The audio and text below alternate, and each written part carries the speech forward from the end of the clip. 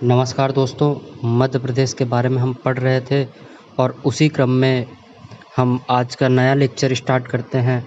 मध्य प्रदेश की सामान्य जानकारी। दोस्तों, मध्य प्रदेश को हृदय प्रदेश भी कहा जाता है और मध्य प्रदेश का मध्य प्रदेश नाम क्यों पड़ा, इसके बारे में भी हम चर्चा करते हैं। दोस्तों, चूँकि हम भारत का मैप देख रहे हैं हमारी स्क्रीन पर, तो हमें समझ आ रहा है कि मध्य प्रदेश की भारत के ठीक मध्य में है, इसलिए इसका नाम मध्य प्रदेश है।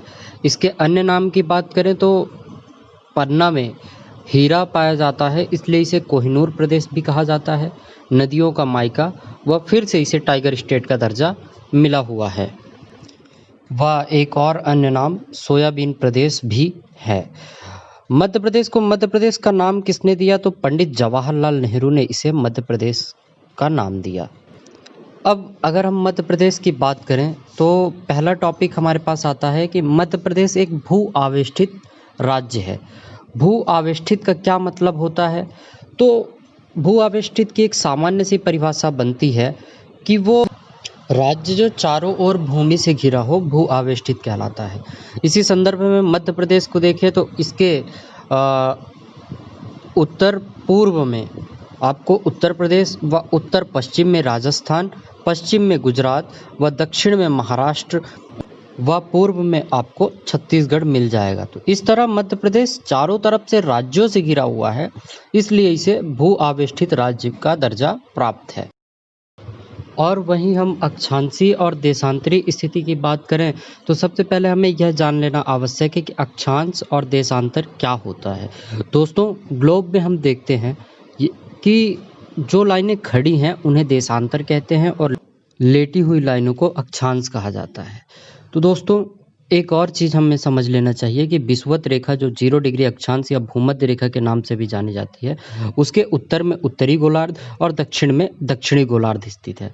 तो इसी संदर्भ में हम मध्य प्रदेश को देखें तो मध्य प्रदेश 21 डिग्री 6 मिनट से 26 डिग्री 30 मिनट उत्तरी अक्षांश व 74 डिग्री 9 मिनट से 82 डिग्री 48 पूर्वी देशांतर में स्थित है। दोस्तों, मध्य प्रदेश की अगर हम ज़िले की बात करें तो मध्य प्रदेश के कौन कौन से ज़िले हैं जो अंतर्राज्यीय सीमा को स्पर्श करते हैं। तो इस संदर्भ में हम विभाजन से पूर्व पहले देख लेते हैं कि मध्य प्रदेश कौन कौन से राज्य को स्पर्श करता था। तो 7 राज्य को स्पर्श करता था, जो महाराष्ट्र, राजस्थान, गुजरात, उत्तर प्रदेश, बिहार, आंध्र प्रदेश, छत्तीसगढ़। लेकिन वर्तमान में अगर हम बात करें तो यह सिर्फ 5 राज्यों को स्पर्श करता है: छत्तीसगढ़, महाराष्ट्र, राजस्थान, गुजरात एवं उत्तर प्रदेश को। वहीं अगर हम बात करें मध्य प्रदेश के क्षेत्रफल की तो इसका क्षेत्रफल वर्तमान में 30,82,52 वर्ग किलोमीटर है और पिछली वीडियो में मैंने आपको इसके बारे में विस्तृत बताया था कि किस तरह इसका क्षेत्रफल इतना है। दोस्तों, अगर हम भारत के कुल क्षेत्रफल की बात करें तो अगर हम भारत का कुल क्षेत्रफल 100 मानते हैं तो मध्य प्रदेश का कुल उसमें हिस्सेदारी 9.38% की है।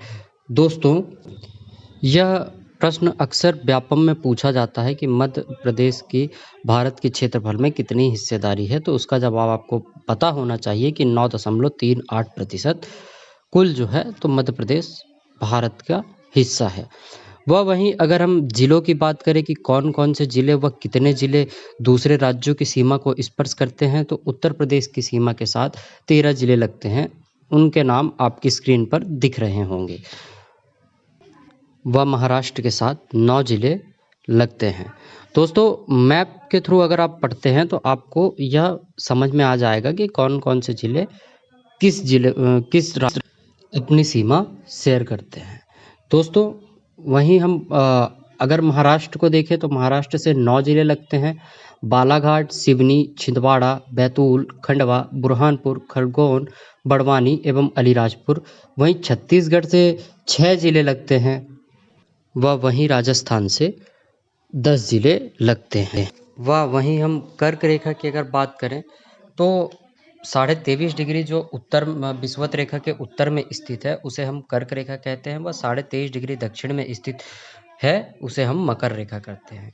तो कर्क रेखा भारत से गुजरती है और भारत से गुजरने के साथ साथ यह मध्य प्रदेश से भी गुजरती है। दोस्तों, कर्क रेखा मध्य प्रदेश के 14 जिले व 5 संभाग से गुजरती है।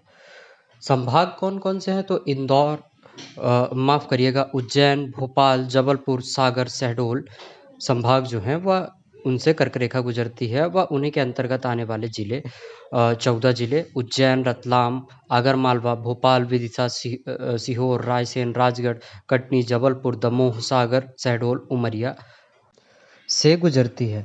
दोस्तों, एक प्रश्न बनता है कि मध्य प्रदेश का ऐसा कौन सा संभाग है जो पूर्णतः कर्क रेखा में स्थित है? तो वह आपका भोपाल संभाग आता है। दोस्तों, वहीं एक प्रश्न बनता है कि 82.5 डिग्री पूर्वी देशांतर मध्य प्रदेश के किस जिले से गुजरती है? तो वह मध्य प्रदेश के सिगरौली के समीप से गुजरती है। वह वहीं हम सबसे बड़े ज़िले व सबसे छोटे ज़िले की बात करें तो सबसे बड़ा ज़िला छिंदवाड़ा है, जिसका कुल एरिया 11,815 वर्ग किलोमीटर है। व वहीं सबसे छोटा ज़िला आपका निवाड़ी है, जो 13-18 वर्ग किलोमीटर में फैला हुआ है। जनसंख्या की दृष्टि से देखें अगर हम, तो सबसे बड़ा ज़िला इंदौर व सबसे छोटा ज़िला निवाड़ी है। 2011 की जनगणना के अनुसार अगर हम बात करें तो सबसे छोटा ज़िला हरदा है। वहीं अगर हम बात करें कि सबसे ज़्यादा ज़िले किस संभाग में हैं, तो जबलपुर एवं इंदौर में सबसे ज़्यादा ज़िले, जिनकी संख्या 8 है। व न्यूनतम ज़िलों की संख्या नर्मदापुरम, शहडोल एवं चंबल वाले संभाग में आती है। मध्य प्रदेश के 34 जिले पड़ोसी राज्य से अपनी सीमा शेयर करते हैं। व संभाग की बात करें तो सभी संभाग जो हैं वह पड़ोसी राज्यों से अपनी सीमा शेयर करते हैं।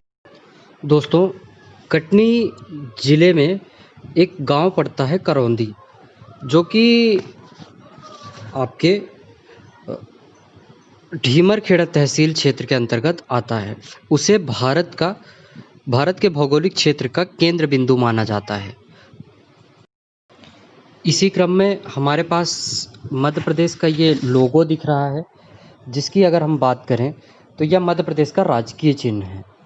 इसमें सबसे बाहर की ओर 24 स्तूप आकृति आपको दिख रही है व इसके अंदर की ओर सत्यमेव जयते लिखा हुआ दिखाई दे रहा है व मध्य प्रदेश शासन लिखा हुआ है।